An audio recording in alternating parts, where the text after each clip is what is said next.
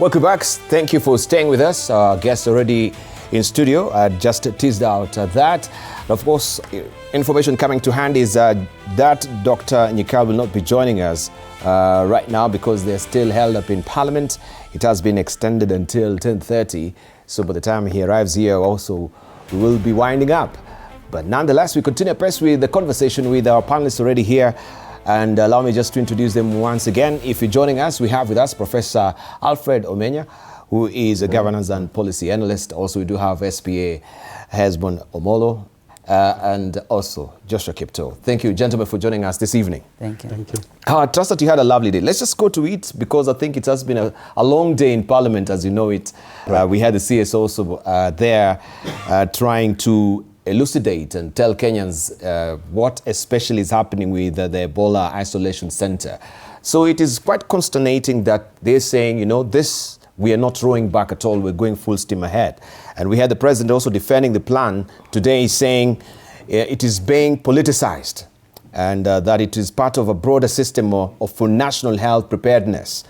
And he says, quote unquote, these measures are intended solely to safeguard public health and strengthen our capacity to respond effectively to health emergencies. So we want just to look at this particular statement, what also the CS has been saying in Parliament. Let me just begin with you, Prof. Alfred Omenya, to just clarify.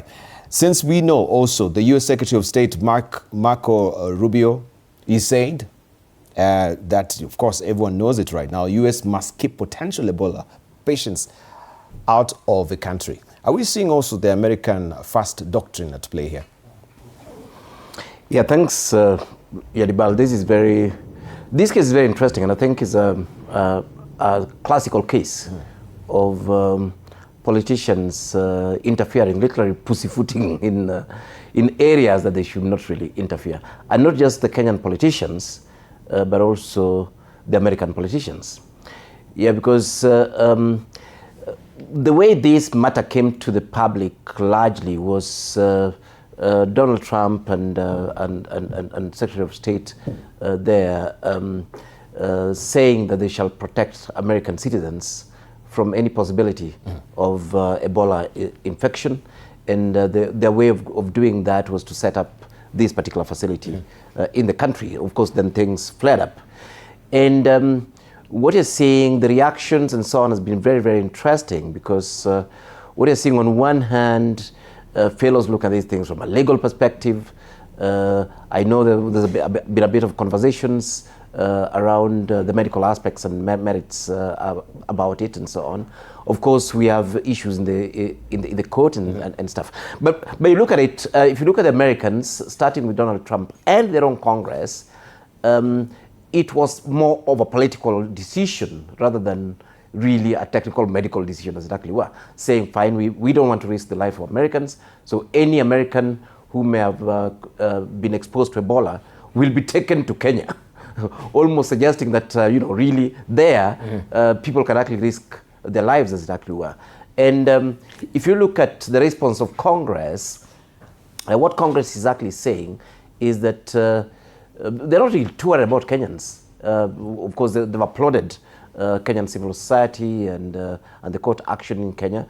But what they're actually saying is that the U.S. does have capacity to support its citizens in the U.S. And all U.S. citizens, exposed to Ebola, should actually be taken home and be accorded that treatment. So they're looking at it just in terms of protecting the citizens, as actually were. If you look at our Kenyan counterparts, of course, starting with the president, we're justifying the American action, which is bizarre. For me, it's not even a medical issue. It has nothing to do with Kenya's capacity to deal with Ebola cases. As the Minister of Health has said quite a bit, we actually have quite a number of facilities, 23 of them. Of course, that's one side of the story.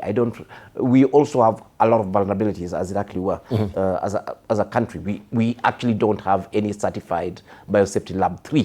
Ebola is dealt with in biosafety lab 4. We don't have 0 at all, certified or non-certified. And biosafety labs 3, we have a number, but we really don't have any that is being that is certified. In fact, I am actually involved in getting the first one certified in Kenya. So the issue here has not been so much about the medical aspect, but is actually what you might call biological apartheid, as it were. Yeah. That why isolate a facility for the exclusive use of Americans on Kenyan soil? Yes. To me, I think that's actually the more fundamental question. Of course, we saw the Minister of Health trying to cut around it, but this has been said publicly. Yes. From Donald Trump and the Americans and so on, that these facilities being set, of course, in Laikipia Air Base, specifically for the isolation, containment of American citizens. And this is a question that a lot of us are actually asking, that in this time and age, is it fair, is it reasonable that you can actually set up a facility for a particular class, for a particular race, for a particular nationality in the country, while on the other hand, we're talking about equality before the Constitution, before we even start looking at the medical merits and stuff like that. I mean, that to me is just ridiculous. It doesn't make sense at all. I would understand, of course, the other part of the argument that, yeah, we are actually building the capacity of the country to deal with this sort of situations. That is actually spot on. But I don't really believe, I'll be on the street, I don't believe Kenya should actually set up a facility for exclusive use of Americans. I think in this time and age, these are issues that must be rejected. Actually, from a political perspective, I'm not even looking at it from a medical perspective. I'm not even looking at it from a legal perspective. Of course, the courts have already suspended this, and they'll be looking at it, the legalese around it. People are debating in Parliament about whether there was public participation. Duale has already said that when it comes to exposure of this nature, then you don't need public participation. The Public Health Act does allow the minister to take action. To bypass. And to me, all those things make sense. But the question we're asking, which is more fundamental, is this biological caste system that is being introduced in this country. Apartheid, biological apartheid that is being introduced in this country, where some particular classes of people are then accorded special facilities, and to make it worse, this particular class is not even a class of Kenyans.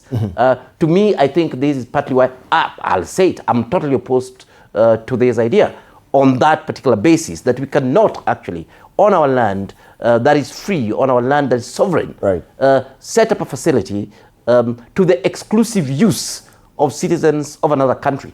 In fact, basically, the politicians in those countries are saying, we are setting it up in your area because we are protecting our own nationals. And this has to be rejected, actually, on that particular